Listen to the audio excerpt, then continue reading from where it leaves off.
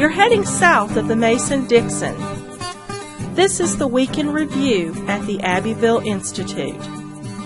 Here is your host, Brian McClanahan. Welcome back to the Week in Review at the Abbeville Institute. This is your host, Brian McClanahan, and we have a very special podcast for you today. This is our 100th episode, so we're going to have a little change of pace, and we're going to do an interview, and I'll get to that in a minute. But before we get started, just want to remind you, if you like this podcast, please share it around on social media. You can find us on social media on Facebook at Abbeville Institute, on Twitter at Abbeville INST, and of course also on YouTube. You can subscribe to our YouTube page. Please consider doing that. Also, if you do like what we do and you want to help us explore what is true and valuable in the Southern tradition, you can make a tax-deductible contribution to the Abbeville Institute. Time is running out for 2017, so if you're making your tax plans, please consider us for a donation for as little as $3 a month, or $25 a year if you're a student, or $5 a month, or $50 a year if you are not a student. You can help us in our mission, help keep the podcast going, help keep the website up and running, help keep all of our programs going as well. So, as I said, we've got a really interesting podcast today, and I'm going to be interviewing the president of the Abbeville Institute, Don Livingston. Of course, Don Livingston is Professor Emeritus of Philosophy at Emory University. He has been around the South and what's called the Southern movement for a very long period of time, but of course the Abbeville Institute is his baby, and so I thought for a special change of pace and in honor of our 100th podcast, we would talk to Don. So let's go ahead and get started. Well, this is a real treat. We've got Don Livingston, again, as I mentioned at the beginning, on our 100th episode. So Don, thanks for being on the Week in Review at the Abbeville Institute. Thank you, Brian. Well, I wanted to talk to you today because a lot of people question, why is the Institute around? Why was it founded? How was it founded? We do this podcast, and I've done 99 of these episodes, and so we've gotten a lot of listeners that way. But can you talk about the Institute, why you founded it, when it was founded, that type of thing? Well, yes, I was raised in the South, but I'm not a historian, and really we weren't taught too much about the Southern tradition, really at all. We just grew up in the South, absorbing the culture, and had that Southern identity. I went on to study philosophy and taught at Emory University, and didn't think much about the South until I began to see the region being trashed by academics and the media. In the 80s, I began to think about this. I began to look into it, and it was amazing what I discovered. I didn't realize, for example, that that New England states had considered secession from 1803 to about 1814, and that most Americans thought states could secede. And I thought, well, if that's the case, and why was there such a heavy weather about the South seceding? And why didn't I know this? And I was in my 40s. And I'm just now learning that secession was widely considered an option available to an American state. This was appalling. I mean, if that was true, and it is true, here was something of great importance for understanding America that I didn't know anything about. So I began to look into it, and the more I looked into it, the more I realized that I was studying a foreign country. I wasn't studying the United States as I understood it to be. So a number of scholars had begun to think this way, Southerners mainly, and we formed a a conference at the University of Virginia in 2002, hosted by one of the deans there, and it was on the Southern tradition and modernity. And at the end of that conference, we decided to form the Abbeville Institute. And the purpose was to have a voice in higher education, to educate college students and graduate students, and to educate academics, professors in the liberal arts. And that was our mission. We were small, but in that time, about 15 years ago, I guess maybe 16, 15, 16, We have 15 of our students have their doctorates. We didn't get the doctorates, but there were students that we had that went on to get doctorates, and a number of them are working on their doctorates now. So that's what we wanted to do, was to take college students and provide them with a different perspective, we think a more comprehensive perspective, and try to do something about reviving what's valuable about our culture. Well, you say that. And go ahead. Go ahead. No, okay. Please. Well, no, you say that that part of it, what's valuable about our culture, and you talk about the Institute, or when we go out in public and we do things for the public, like this podcast or our website or our programs. Yes. So, what purpose do you see the Institute fulfilling in the 21st century? You talk about the 80s and how it was awful. Of course, it's only gotten worse. So what do you see the Institute doing for Southerners or America as a whole moving into the 21st century? Well, I think there are two things. One, the Southern people are a real thing. I mean, it's arguably, there was a book that argued that the South is the largest ethnic group in America. Southerners are an ethnic group. That's not how people think today, but well, some people do, but it is. It's a large ethnic group. It's identifiable people. Not only that, but the South was the most important region in forming the United States from 1776 to 1861, when South Carolina seceded. Only 5 presidents were from the North, and no Northern president up to 1861 ever served 2 terms. But 5 Southern presidents served 2 terms. All the territory that was acquired beyond the 13 colonies or states was acquired by Southern administrations. Southerners dominated as Speakers of the House, of the Chief Justices of the Supreme Court. When you thought of the South, when you thought of America in the antebellum period, you thought mainly of Southerners. Madison, Jefferson, Monroe, Washington, Jackson, the Alamo. That's what you thought of. Polk. After the war, after 1865, when you think of America, you think of Northerners. So we have 2 Americas. We have a highly decentralized, I'll call it Jeffersonian America, in which people believe that states are sovereign, they can secede, they can interpose to nullify unconstitutional and lawless acts of the central government. And then after that, you have a Lincolnian America, where states cannot interpose, they cannot secede, and where the central government is self-centralizing. There's no power outside itself to limit its ability to centralize power. So those are 2 quite different Americas. And philosophically, you can ask yourself the question, which is the better sort of arrangement? And people differ on this. There are people who like empires. They like massively centralized regimes.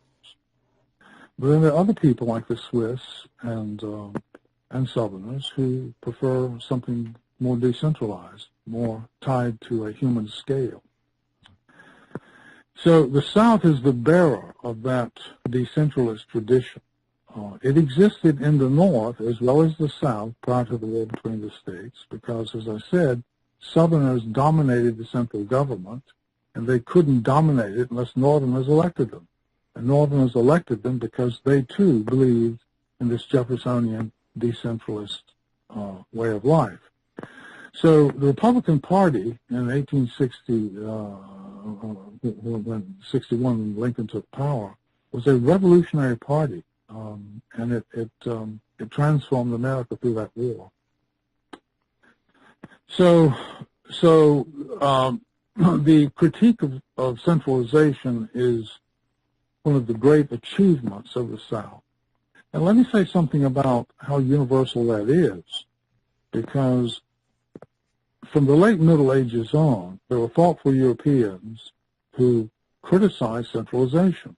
That was the problem with monarchs. They got larger and larger and larger, and they centralized more power. They took over banking. They took over religion. They took over. They tried to take over most everything. But they, as bad as they were, none of them have been able to take over as much as the United States has, or modern so-called democratic states. So this critique of centralization, which began in the late Middle Ages, came to America, but Europe, from the 17th century on, Europe adopted the path of centralization. That became the wave of the future. It was fiercely resisted in Europe, but the decentralists were defeated, and the centralists came to dominate. And so hundreds and hundreds of smaller states crushed into these big centralized monarchies. America resisted. That's what the colonies were doing. They were seceding from this trend of centralization. They said, no, we'll not have it. And the first constitution they made, the Articles of Confederation, was highly decentralized. The central government couldn't even tax individuals. It had to get permission from the states. So America continued to develop this theory of decentralization, and the South was the leader in that. And so, if you want to study this tradition of decentralization, there's no place better than the South. No country in Europe developed thought of equality of Calhoun and Jefferson and John Taylor, Abel Upshur, and other Southern writers. This is a great gift the South has for the world. And now it's beginning to be recognized. Our Pledge of Allegiance is Lincolnian. It says we are one nation, indivisible. And what that means is you cannot criticize the central government outside itself. In other words, it's a self-centralizing thing. It can't be divided. There's no criticism that can come from outside it. That's a kind of billiard ball. But that is not the case anymore. You know, Britain secedes from the European Union. Scotland nearly seceded from England or from Britain. But I'll stop here. You were going to say something. Well, no, I wanted bridging off of that. You know, and that's absolutely part of this Southern tradition that we think is true and valuable, and that's our mission. You had a conference back, I think you said in the 1990s, you told me, on secession, and no one showed up. And so what is it? Why have Americans forgotten this, do you think? I mean, you know, you look at Europeans, and of course we talk about the disintegration of the Soviet Union, how that actually took place. You had secession, you had states seceding from the Soviet Union, and all Americans stood up and applauded that, and that was great. But now, when you look at different types of secession movements, you have your Catalonia in Spain, and so many Americans have said this is a bad idea. Or you've got Brexit, which you talked about, and these things are universally condemned, really, in the United States. Why is it that Americans, you think, have forgotten this very important part of our own tradition? Well, I don't think they are universally condemned today. Unless I misunderstand you. Polls show that. Well, if you look at the establishment, you know, and you look at the establishment does, right? Yes. Yeah. Well, the establishment. See this. Let's put it this way: the modern state begins in the 17th century, and it's a centralized state, one and indivisible. And what this means is there's no independent social authorities within it.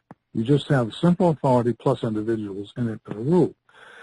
And Britain's this way, France is this way, and Germany wasn't, but Hitler made it that way, and the Soviet Union and so on. And Lincoln did that with the United States.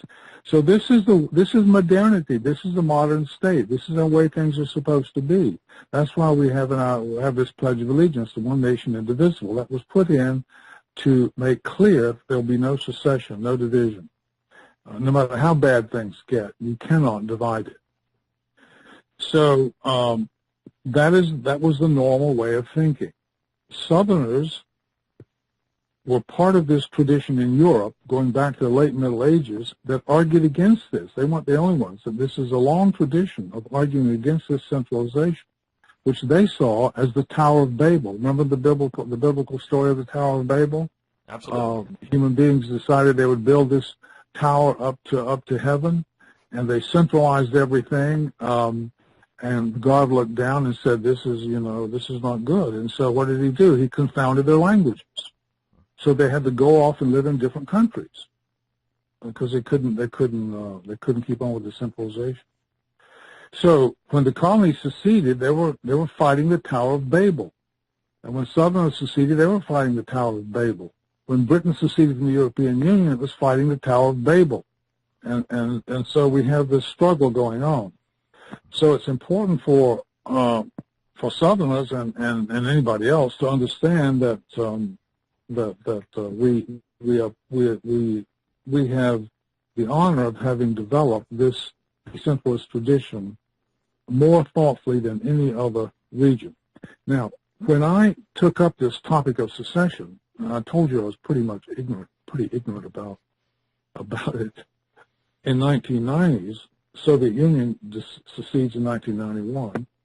So I go to the Philosopher's Index, which publishes all articles in philosophy from 1940 to today in 5 languages. And I look up articles with the word secession in it, and there are only 7. There was only one book written on secession. It just come out. It was called Secession, from Fort Sumter to Lithuania. It was about the breakup of the Soviet Union. And 5 of the 7 articles on secession were book reviews of that book. And the other 2 articles were on Quebec, which had recently decided not to secede. So here are philosophers who have written about every conceivable thing. And as Cicero said, there's nothing so absurd that some philosopher hasn't written about it. They hadn't talked about secession. Why haven't they talked about secession? They've raised the question whether time is real, whether other people exist, whether physical objects exist. They didn't raise the question because every one of them, most of them, had assumed that political order is necessarily the modern state. And it's one and indivisible, so there's nothing to write about. Why write about secession when the state is indivisible?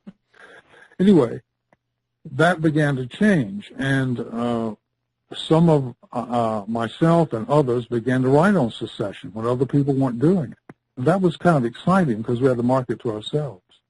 So I was invited with another scholar who had written on secession to give a paper at the American Philosophical Association in one of its sessions. And so we had this session on secession, and nobody showed up. I was there and a friend, and the other speaker was there with his friend, and so we decided just to go to lunch. And why did nobody show up? Well, because philosophers they were caught in this framework of one and indivisible. Well, that's changed. Britain was indivisible, but Scotland nearly seceded. European Union indivisible. Britain seceded. Soviet Union was officially said in its national anthem to be indivisible. 15 states seceded. And the modern state is a myth, and yet it's hard for people to see it. So one of the great things about the South is that we understood this. Well, not just the South, but the North and the South understood it when the Jeffersonians were running things up to 1861. We all understood this. We lost that understanding after the war between the states. The South lost it too. And we in the Institute are regaining an understanding of that. Well, so politically, the Southern political tradition obviously is one thing that we do a lot of. But you mentioned that the South is an ethnic group, a nation in the Yes. traditional definition of that. And so when you look at this, again, our charge to explain what is true and valuable in the Southern tradition, outside of the political tradition, what else can the South offer? I mean, I've often said on the podcast, the South is America, and I know you've said that before too. So culturally, what is in Southern culture that is still valuable for America today? Well, I would not quite, I wouldn't say the South is America. I think America is such a contested thing today. It's always been contested, but especially today. I think the South was America from 1776 to 1861, and even up to say, you know, the 1940s. The South was considered what was normal in America. That's why the Confederacy was appreciated even after the war. But I think the second thing that's important about this, the permanent thing that's important about the South, as well as its decentralist tradition, is its literature. If you want to understand a people, if you want to understand who are the Elizabethan English, who are these people? Who are the Victorians? Read Shakespeare. Read Shakespeare, and Victorian England will come alive. That's what it was. Read the Victorian writers. Read, you know, Tennyson, Dickens, and those people. They reveal the culture and the people of that era. And so Southern literature is beyond, I think, any question, the greatest literature America has produced. Clyde Wilson once ventured to say that, you know, hundreds of years from now, when everything else America has produced is gone, as will happen, one thing that will remain will be its literature. That may be true. He thought that was true. So I would say its literature is one of the great achievements of the South. Well, I mean, I think that's absolutely, you know, when you look at what we do and the things we publish, and we talk a lot about literature. In fact, on the website this week, we had a new poem by David Middleton, and so we've got some great, even current scholars that are doing some fantastic work in that area. Now, one thing you did talk about, though, and I want to touch on one in a little more detail. You mentioned how in the 1980s things were bad, but it's gotten so much worse, and so what is the difference now, at least in terms of the academy and how the South is? You look at 1980s and how the South was taught in the academy, and you look at 2017 and how the South is taught in the academy.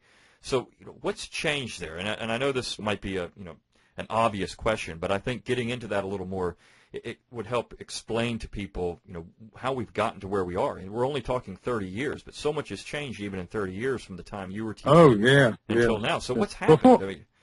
Before I try to venture into that, let me say there's one thing we left out, and that's music. So I would say the decentralist tradition in political thought, literature, and music. I mean, if you took the South out, you would have taken the guts out of music in America. What the blacks and whites in the South have produced is really stunning. But now back to your question. I watched all this happen. I began teaching in the late 60s, and the university prided itself on being a liberal arts place, liberal in the old sense. It wasn't always liberal in the old classical sense, but it certainly claimed to be and held that up as a standard. And now there's very little pretense of that. What happened? Well, I think it may help to realize that what we're looking at today is happening in Europe too. In other words, it's not just that in America we have political correctness and that the academy has become politicized beyond anything we could have imagined. Even in the 60s were bad, but it's worse because it extends to the faculty now and the administration. And one reason for that is the students of the 60s are now the deans and presidents and administrators in the faculty. But it's a transatlantic thing, and it's going on in Europe too. We've got PC there as well. So then the question is, well, what's the source of that? And I don't know that I can say too much about that except to say that what was the source of Marxism in Europe? What was the source of, Nazism? It's a spiritual disorder. I mean, it's not just, you can't explain Marxism by economics. You can't say, well, the workers had it rough and the Marxists came along and tried to do something about it. that doesn't help at all. There's something in human nature that was awry. It's called the left. You had the left emerging with the French Revolution. That's where we get those terms, the left and right. It starts with the French Revolution. And they're those who want to build a utopia on earth. They have a vision of a society which is so clear to them, is so real to them, and they get impatient that it's not established. And they want a shortcut to it. And they have to imagine that somebody's stopping it. If they can believe that, then they can have a shortcut, because if they can eliminate that, in the case of Marx, it was the capitalist class, and that's stopping us to the shortcut. So we get rid of that, we'll be okay. Today it's racism and sexism and homophobia. Those have to be eradicated. And of course, they're defined in such broad, vacuous ways that there's no way to get rid of sexism, because once you get rid of sexism defined one way, they up the ante. And it becomes an ever-receding goal. And it destroys. That way of thinking is, you could say, it goes back to the devil's resistance against God, if we want to really get back with it. The devil was the first, Samuel Johnson said, the devil was the first Whig. The devil was the first leftist. He was the first leftist. So there's this sort of metaphysical rebellion built into human beings, and some people get addicted by it and some don't. And one of the good things about the South is the Southerners have had an immunity to this somehow in their DNA, going back to the 17th century. They were never perfect in it, but they had a pretty good constitution to be able to tell the difference between cow dung and oatmeal. That they could smell ideology and see that there was nothing to it. I know my father used to tell me, son, don't ever get carried away. That was one of his. So I was raised on that. So I think it's this penchant for ideology. It has, prior to World War II, the left was obsessed with class, rich and poor. And they romanticized the Southerners because they had pellagra, they were poor, and the blacks, and they didn't care about the blacks much, but it was the Dust Bowl people. They romanticized the music of poor Southerners and poor people. After World War II, since the Nazis made such a bad use of race, they got on race. And all of a sudden, they didn't care about the poor Southerners anymore. They were just racists. All the poor Southerners were racist. And the Dust Bowl people were racist. And they began to romanticize race. And then they got on gender. So if they get through with gender and race, there'll be something else that this spirit will go after. But that's where we are now. Well, all of that said, and I think just we're getting to the end here, but I guess the question that a lot of people have, and that they're anxious. They look around, they don't know what to do. They see all these things happening. They see all their world crumbling down. They see all of their great heroes under attack. Whether it's a Confederate hero, even George Washington, and one of the things we try to do at the Institute is, and you have talked about it in this particular interview, is the South and what Browdell called the longue durée. This long view of history. And so, yes. Do you think, and I think this is a question that people often have, will the South survive? I know Clyde wrote about it in the early 1980s. He actually had a book under that title. But will the South survive? And so, what parts of it will survive? And I think you mentioned, maybe the culture, but it's the civilization. Well, the South of the 18th century is gone. That whole way of life is gone. The South of 1820 is gone. South of 1860 is gone. South of 1880 is gone. South of 1840 is gone. I mean, all these Souths disappear. Mm-hmm. So what remains? What remains? What remains is a tradition. What was passed down, ideas, literature, And those things remain. Greek civilization is gone. It's gone with the wind. And yet, students in philosophy read Plato and Aristotle and the Stoics. They read these books because they're timeless. You see, so is Greek civilization dead? Look at the architecture. How many Greek columns do you see in Roman? All of our state buildings are Greek and Roman. And we could go on and on to see the degree to which Greek and Roman civilization is embedded in our jokes, our humor, our literature, and all the rest of it. So the South will survive in that sense. Its literature will survive. Its decentralist critique of the Tower of Babel will survive. I don't get depressed about, I do get depressed about these things in one way, but I guess because I have a philosophic outlook on things, having studied philosophy for so long, that I see the permanent things, and they're going to survive. They're going to survive. The Southern people may become so, many Southerners don't even know what their tradition is anymore, and that's unfortunate. But that doesn't mean those traditions are going to perish.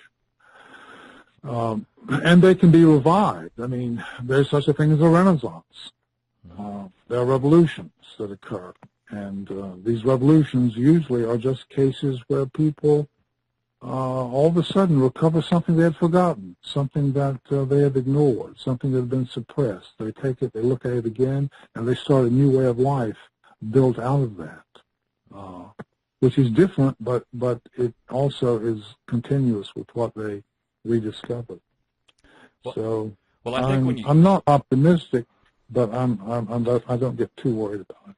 Well, I think when you mentioned the Greeks, that's a nice example, and I remember I heard one time that the Greeks, their greatest parts have become part of us, and so we live in a world, as you said, that's so influenced by the Greeks, and maybe some of the great Southern thinkers and philosophers and literary figures, maybe that will become fully ingrained into American society, and if we have anything to do with it at the Abbeville Institute, hopefully that will happen. Well, Don, thanks for being on the program, and we appreciate you coming on in this very special podcast. Well, thank you, Brian. I appreciate it. Thanks for the opportunity.